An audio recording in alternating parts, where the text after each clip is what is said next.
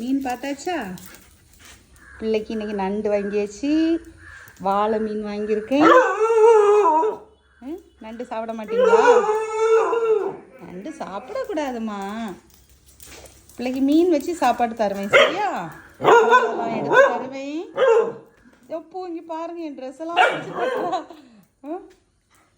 என்னம்மா அன்மணி, மனம் பிடிக்கிறீங்களா?